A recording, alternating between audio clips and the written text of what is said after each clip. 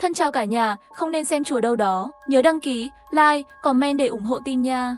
Chỉ cần vũ trụ không nổ tung, hắn sẽ không chết. Đây chính là chiến thần bất tử 096. Mặc dù bản thân là một con quái đáng sợ, nhưng lại bị người ta cười nhạo là rác rưởi gay go. Thậm chí còn bị đồn đại chỉ cần một cú đấm là có thể giết chết. Đối với vấn đề này bạn chỉ có thể vì trên thế giới này không ai biết 096 có năng lực đáng sợ như thế nào. Hóa ra 500 năm trước, khi những con thú hung dữ ở thế giới khác xâm lược, lúc đó nhân loại cũng đã đạt được năng lực triệu hồi để chống lại những con thú hung dữ trong tận thế. Tuy nhiên, rất nhiều nơi vẫn bị phá hủy bởi những con thú đáng sợ. Vô số quốc gia đã bị hung thú hủy diệt. Các quốc gia cuối cùng còn lại thành lập liên minh cứu quốc, xây tường thép 100 m để bảo vệ mảnh đất thuần khiết cuối cùng. Nhưng đồng thời mỗi năm cần cử một đất nước đi quét sạch hung thú bao vây bên ngoài bức tường. Cho nên Long Hùng Ưng, bà quốc gia đứng đầu đã đặt ra quy tắc thông qua cuộc thi kêu gọi thanh niên chọn ra quốc gia cuối cùng, một mình canh giữ bức tường trong 3 năm. Hôm nay là cuộc thi kêu gọi thanh niên lần thứ 35.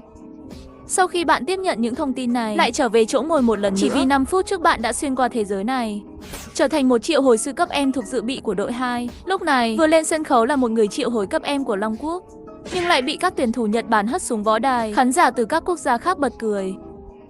Nếu thua thêm 2 ván nữa, nếu lần này lại toàn mất quyền lực, thì Long Quốc đã liên tục có 8 lần liên tiếp đứng thứ nhất từ dưới lên rồi. Tuyển thủ Long Quốc năm nào cũng yếu như vậy, thật không có gì để xem. Nghe thấy giọng khinh thường của khán giả các nước khác, ở bên ghế tuyển thủ Long Quốc, tất cả đều là tiếng nghiến răng nghiến lợi căm tức. Một tuyển thủ Long Quốc không thể kìm được tức giận. Nếu không phải trong cuộc bạo loạn của hung thú hơn 20 năm trước, triệu hồi sư người Hoa Hạ của chúng tôi dùng vô số sinh mạng để bảo vệ bức tường, thì làm sao còn có cơ hội để cho các người ngồi ở đây nói. Huấn luyện viên của đội tuyển Long Quốc đến Trần Trạch ngăn đội viên tức giận lại, không nhịn được thở dài một tiếng.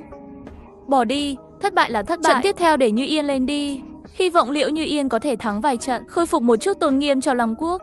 Liễu Như Yên kiên định nói. Yên tâm đi, Trần lão.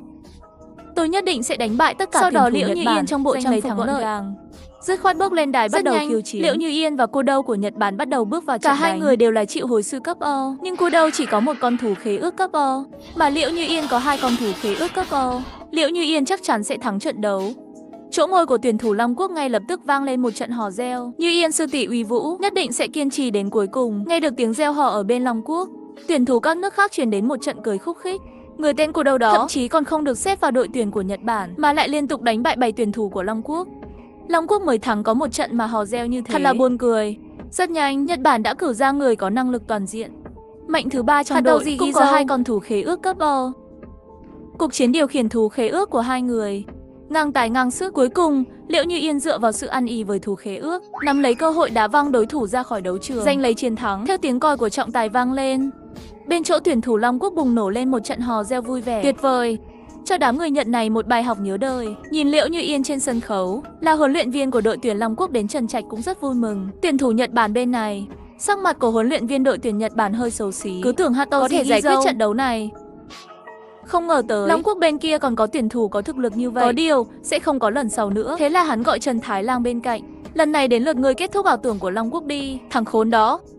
Ngay cả một tuyển thủ Long Quốc cũng không đối phó được, còn cần tôi đích thân ra tay. Trần Thái Lang bằng mấy câu xong liền đi lên đài tham chiến. Cầu thủ thứ 3 của Nhật Bản lên sân khấu, Trần Thái Lang, cũng là một triệu hồi sư cấp B. Tuy nhiên, chiến lược tác chiến của Liễu Như Yên đã bị bại lộ. Tất cả dựa vào kỹ năng quyến rũ của cáo ba đuôi, mà thắng 2 trận đầu tiên. Vì vậy trong suốt quá trình, Trần Thái Lang liên tục trấn áp cáo ba đuôi, không có cơ hội để nó lợi dụng sơ hở.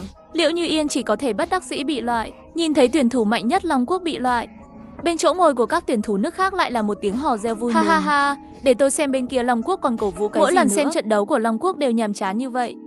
Long Quốc còn lại người chơi cuối cùng. Mau mau kết thúc đi, mà tuyển thủ Long Quốc bên này tâm như cho tàn. Ngay cả chị Như Yên cũng bị loại.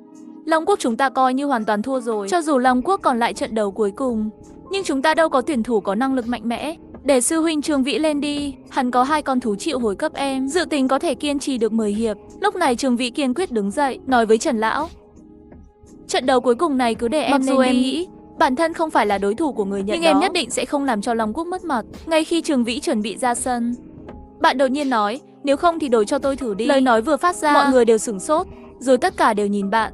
Thấy là tuyển thủ dự bị của đội 2 yêu cầu lên sân, những người khác lập tức bất mãn, bảo đừng gây rối nữa. Chưa hết một trận sẽ bị lại. Đến lúc đó Long Quốc chúng ta sẽ càng mất mặt. Nhưng bạn không để ý đến sự bất mãn của đồng đội, trực tiếp đến trước mặt Trần Trạch. Trần lão, cho em có niềm tin vào bản thân. Trần Trạch nhìn khuôn mặt kiên quyết của bạn, suy nghĩ một lát rồi gật đầu. Vậy cậu đi lên đi. Sau đó quay sang giải thích cho Trường Vĩ. Cậu tạm thời giữ sức mạnh, để đến lúc đối đầu với Việt Nam, cậu là người đầu tiên xuất hiện, dùng để tiêu hao sức mạnh của tuyển thủ Việt Nam. Đối với lời nói của Trần Lão, bạn cũng không để bụng, mặc dù mọi người đều cảm thấy bạn đi lên là đang tặng đầu cho người ta, nhưng trong lòng bạn vững vàng như sắt đá. Tại chỗ ngồi của các quốc gia khác, nhìn thấy tuyển thủ của Long Quốc là một tên vô danh tiểu tốt. Đột nhiên lại có một trận thảo luận, cho tuyển thủ dự bị lên đài. Mới bắt đầu mà muốn bỏ cuộc rồi sao? Không trực tiếp nhận thua đi, lãng phí thời gian. Tuyển thủ Nhật Bản đến Trần Thái Lang ở đối diện lập tức cười lạnh. Long Quốc như vậy là không còn ai rồi sao? Lại chọn ra một tên rác rưởi như ngươi. Ta khuyên ngươi nên nhanh chóng đầu hàng. Đối mặt với sự khiêu khích của Trần Thái Lang, bạn cũng không giận. Ngược lại, biểu cảm còn rất bình tĩnh, hoàn toàn phớt lờ cái miệng hôi thối của Trần Thái Lang. Trọng tài vừa thổi còi không bao lâu, trận đấu chính thức bắt đầu. Tuyển thủ Nhật Bản chắp tay lại. Một cánh cổng năng lượng không gian mở ra, một con gấu hung bạo bước ra từ cửa không gian. Đồng thời bạn bên này cũng điều động năng lượng không gian trong biển ý thức của mình. Cánh cổng không gian bên cạnh bạn từ từ mở ra, từ bên trong đi ra một người cao khoảng 2 mét. Nói là người, nhưng da trắng bệch, gầy như một bộ xương. Hơn nữa khuôn mặt cực kỳ hung dữ như ác quỷ. Thấy hắn, tất cả những người xem trận đấu đều hơi sửng sốt. Đây là sinh vật gì? Sao lại gọi một người ra?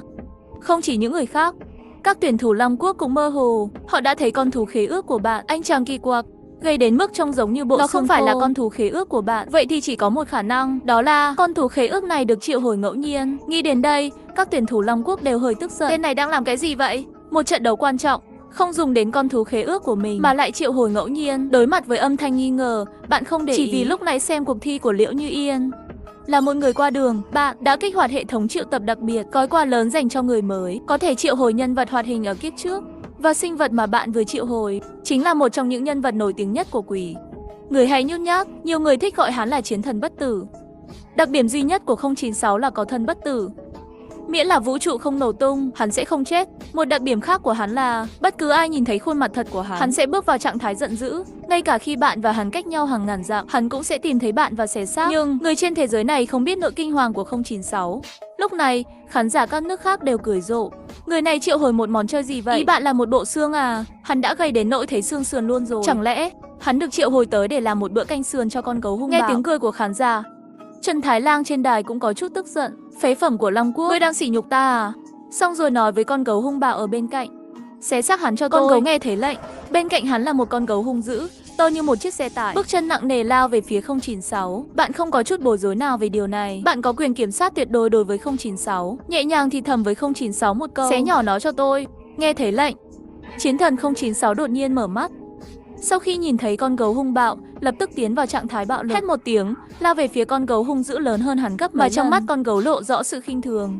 Chờ khi 096 lao đến trước mặt anh ta, hắn đột nhiên vung bàn tay gấu khổng lồ, trực tiếp khiến cơ thể như bộ xương của 096 ngã xuống mặt đất. Sau đó, con gấu giơ hai bàn tay khổng lồ của nó đập mạnh vào 096.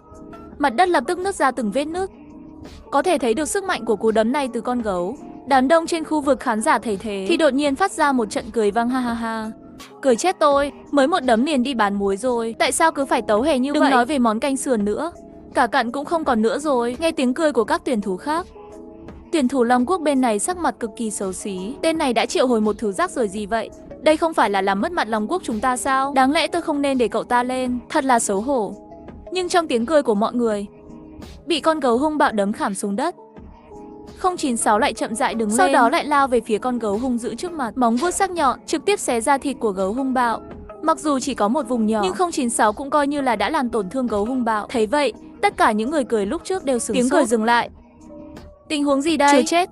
Không chỉ có họ sững sờ, Trần Thái Lang còn ngơ ngác hơn nữa. Bị ăn một cú đấm toàn lực từ con gấu khế ước hung bạo của anh. Tấm thép sâu vài cm nó cũng có thể đấm xuyên qua được, mà lại không thể giết được bộ xương đó. Không thể nào. Con gấu hung bạo bị 096 xé một khoảng thịt, đột nhiên rơi vào trạng thái giận dữ. Sau đó đối mặt với 096 xông về phía hắn. Một cú đấm làm cho 096 té xuống đất một lần nữa. Sau đó, đấm tay của con gấu rơi xuống như mưa, đều nhắm vào 096 nằm trên mặt đất. Cho đến khi cảm thấy 096 không có động tính, hắn mới dừng lại. Mọi người ngồi trên ghế khán giả, đến từ khắp nơi trên thế giới đều đang xem cảnh này. Tên xương sườn kia chắc bị đập thành nát.